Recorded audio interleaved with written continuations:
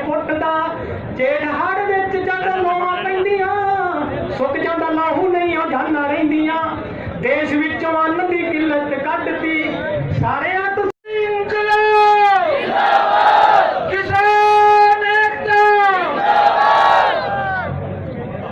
किसान साथियों, आज हम सोच सकता हूँ ये कर दूंगा वो कर दूंगा। अब किसानों का दर्द उसके समझ में नहीं आ रहा। उसका कुर्सी प्यारी है, पैसा प्यारा है, ट्रैक्टर की गोदी में बैठ गया वो। पहले बड़े बड़े दबा दिया और अब आप उसका अनुसरण कर रहे हो। आप वर्कर मत बनो, आपसे उम्मीद है उप मुख्यमंत्री जी किसान की गर्दन पे पैर रखकर सत्ता से मत चिपको, इतने महत्वाकांक्षी और स्वार्थी मत बनो।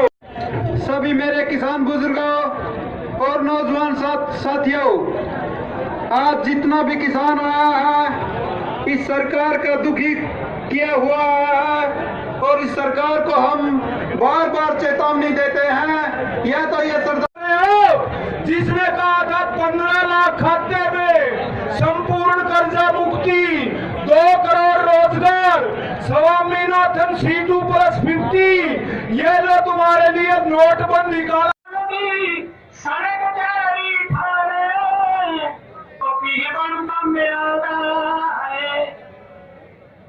सदियां ने सुत्ते खोले अखियां, सदियां ने सुत्ते खोले अखियां, अपने भी हकानियां। बहुत बहुत धन्यवाद। सारा गीत तो हमारा तो समझ में आवा घाट है। हमारा तो एक गीत समझ में आता जो भगत सिंह आदि का था कि पगड़ी संभाल देता पगड़ी संभाल होए तेरा लुट गया माल होए। और ये चंडीगढ़ जाके लुका है। कर्ज में नंबर 1 हो गया, बेरोजगारी में नंबर 1 हो गया, भाईचारा बर्बाद में नंबर 1 हो गया, किसान की आय में इतनी कमी आ गई वहां भी नंबर 1 हो गया। और आज जिस प्रदेश के मुख्यमंत्री को इससे भी बड़ा पद दे दे।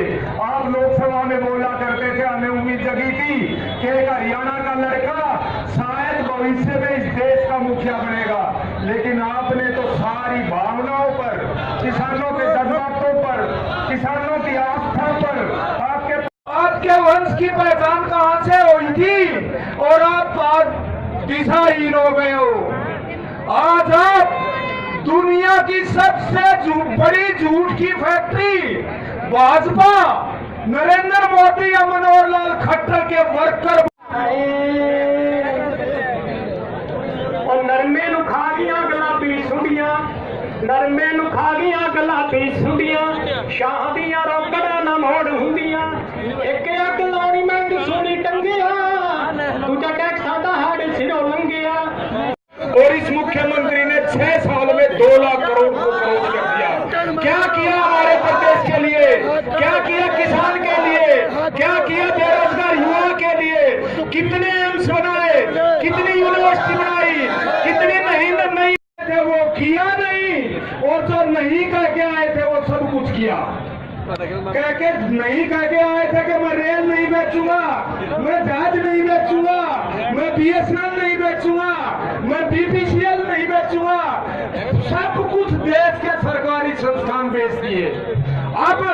अब ये उस आदमी की सिर्फ एक बात क्यों है कि क्यों नौबत आई है, उस नौबत का समाधान करने के लिए हम सारे इकट्ठे हुए हैं यहाँ पर। तो साथियों, यहाँ अभी प्रोग्राम शुरू करके 2-2:30 बजे तक सारे वक्त अपनी बात रखेंगे, आपने शांति से सुननी है। और उसके बाद जो आज का विशेष प्रोग्राम, किसान की कोई सुध नहीं ले रहे हैं, उनका हमारे हक में आना चाहिए, हमारे साथ बैठना चाहिए, तब तो किसान है, वरना नहीं है। अरे पंजाब में सुप्रीम कोर्ट ने सेंटर का पद त्याग दिया, इनमें त्याग की भावना होनी चाहिए।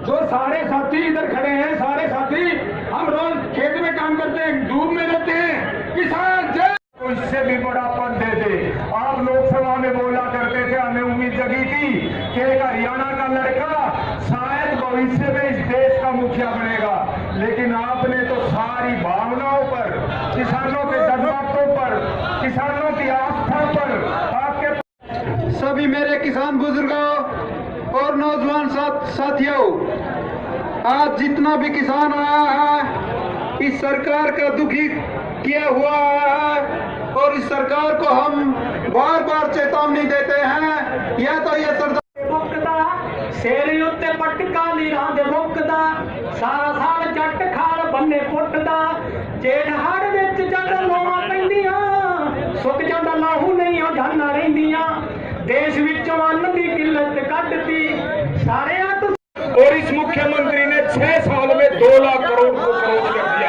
क्या किया हमारे प्रदेश के लिए, क्या किया किसान के लिए, क्या किया बेरोजगार युवा के लिए, कितने एम्स बनाए, कितनी यूनिवर्सिटी बनाई, कितनी मेहनत नहीं।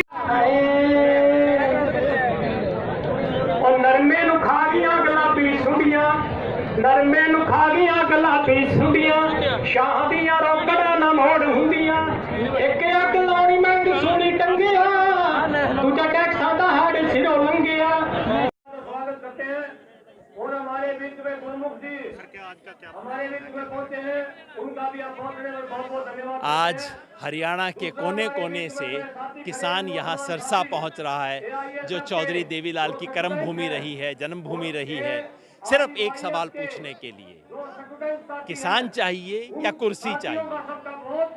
चौधरी दुष्यंत चौटाला, रंजीत सिंह जी, जो कि आज बीजेपी की गोदी में बैठे हुए हैं, इनकी सत्ता का सुख भोग रहे हैं, इनसे पूछ रहे हैं कि जहां देश का एक भी किसान संगठन, देश का एक भी किसान नेता जब इन कानूनों के समर्थन में खड़ा नहीं है, तो आप चौधरी देवीलाल के वंशज, उनकी राजनीतिक विरासत का वारिस होने का दावा करने वाले लोग, आप इन कानूनों के हक में क्यों खड़े हैं? आप इनकी ढाल बन के क्यों खड़े हैं? अगर आपको किसान प्यारा है तो छोड़ो सत्ता, त्याग पत्र दो, किसानों के बीच आके बैठो, इस आंदोलन में साथ जुड़ो, इन कानूनों का विरोध करो। अगर आपको सत्ता प्यारी है तो ठीक है, चिपक लो आप, फिर किसान हिसाब कर लेगा, किसान आपको बता देगा। कम से कम किसान का वारिस होने का दावा बंद कर दो। 2 दिन पहले इनका बयान आया था कि किसानों के लिए उनके द्वार खुले हैं, लेकिन अभी सूचना ये मिल रही है कि कल वो यहाँ से निकल चुके हैं, यहाँ उनको उनका सामना करने के लिए भी प्रेजेंट नहीं है, तो इस पर आप क्या कहेंगे? मैं समझता हूँ दुष्यंत चौटाला जी ने सोचा था कि कोई 150 किसान आएंगे, उनको चाय ठंडा पिला देंगे, बात निपट जाएगी। जब उन्हें पता लगा पूरे हरियाणा का किसान आ रहा है, जब उन्होंने हमारे 10 सवाल पढ़े जो कि हमने मीडिया में एक दिन पहले ही रिलीज कर दिए थे, जब उन्हें समझ आया कि सवालों का जवाब नहीं है और किसान सचमुच आ रहा है, तो जवाब देने के बजाय चंडीगढ़ भाग लिए, घर के बाहर पुलिस और बैरियर खड़ा कर दिए। जिस नेता को पुलिस और बैरियर का सहारा चाहिए वो जनता का नेता नहीं है, ये बात साबित हो गई है। और आज किसान जाएगा, पक्का मोर्चा लगाएगा और इनसे जवाब लेके रहेगा। यदि शाम तक कोई सामने नहीं आता तो आगे की क्या रणनीति रहेगी? फैसला तो किसान करेंगे, लेकिन अभी तक जो घोषणा है वो तो ये है कि यहाँ से ये चौटाला हाउस की तरफ बढ़ेंगे, हमारी तरफ से बिल्कुल शांतिपूर्वक लोकतांत्रिक तरीके से जाएंगे और वहाँ पे सामने बैठ के डेरा डालेंगे। जैसे पंजाब के किसानों ने प्रकाश सिंह बादल के घर के सामने डेरा डाला था, उसी तरह से हरियाणा के किसान दुष्यंत चौटाला के घर पे डेरा डालेंगे और उनसे वो सवाल पूछेंगे, कुर्सी या किसान, जवाब दो। पंजाब में इनके पारिवारिक रिश्ते हैं अकाली दल से और बार बार कहते भी रहे हैं ये, उन्होंने ये सब कुछ त्याग दिया है, फिर ये इनका ना त्यागना कहाँ तक आपको क्या समझ आता है? देखो जी, त्यागा तो बादलों ने नहीं, वो तो किसान ने टांग खींच के इनको कुर्सी से उतार दिया। तो जैसे पंजाब के किसान ने पहली विकेट ले ली, अब हरियाणा के किसान को लगता है कि दूसरे ओवर में दूसरी विकेट मैं भी लूँगा, तो अब हरियाणा का किसान भी इनकी टांग खींच रहा है। त्याग तो करते नहीं जी, त्याग ही अगर करते तो हिंदुस्तान का किसान कहाँ का कहाँ पहुँच चुका होता। तो त्याग तो नहीं, अब इनकी टांग घसीट के इनको कुर्सी से उतारना पड़ेगा। पंजाब के किसान ने हासिल कर लिया, अब हरियाणा के किसान की बारी है। कृषि बिल जो 3 पास किए गए हैं, इनके बारे में आप ब्रीफ में क्या कहेंगे कि किस तरह ये हितकारी हैं? ये जो 3 बिल हैं, इनका सच्चा नाम क्या होना चाहिए मैं आपको बता देता हूँ। पहले बिल का नाम होना चाहिए जमाखोरी कालाबाजारी खोलो कानून। जमाखोरी कालाबाजारी से किसान को क्या फायदा होगा? व्यापारी को तो फायदा होगा। दूसरा बिल है कॉन्ट्रैक्ट फार्मिंग का, इसे कहना चाहिए बंधुआ किसान कानून। पंजाब का किसान देख चुका है किसान बंधक हो जाता है। रेट ज़्यादा होता है तो कंपनी डंडे से उनसे फसल खरीद लेती है, रेट गिर जाए तो कंपनी कहती है तुम्हारा तो माल ही अच्छा नहीं है। तीसरा कानून जो एपीएमसी बाईपास का है, उसे कहना चाहिए मंडी तोड़ो एमएसपी छोड़ो कानून। अगर ये हुआ तो पिछले 50-60 साल में जो एक छप्पर सा किसान के सर पे लगा है, छप्पर टूटा हुआ है, लीक भी करता है। अब मोदी जी कहते हैं देख तेरा तो छप्पर लीक कर रहा है, तेरा तो छप्पर टूटा हुआ है, तो वो कहते हैं मैं तेरे सर से छप्पर ही हटा देता हूँ, तेरे को नीला आकाश दिखेगा, रात को तारे दिखाई दिया करेंगे, तू तो आज़ाद हो गया। किसान कहता है ना भाई, ये आज़ादी मुझे नहीं चाहिए। यही दिक्कत है और किसान को डर है कि मंडी व्यवस्था और एमएसपी का जो कच्चा टूटा अरेंजमेंट आज उसके पास था, 4 पैसे मिल जाते थे, बच्चों का गुजारा कर लेता था, वो भी हाथ से चला जाएगा।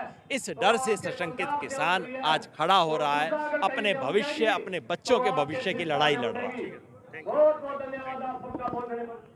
कर्ज में नंबर 1 हो गया, बेरोजगारी में नंबर 1 हो गया, भाईचारा बर्बाद में नंबर 1 हो गया, किसान की आय में इतनी कमी आ गई, वहां भी नंबर 1 हो गया। और आज जिस प्रदेश के मुख्यमंत्री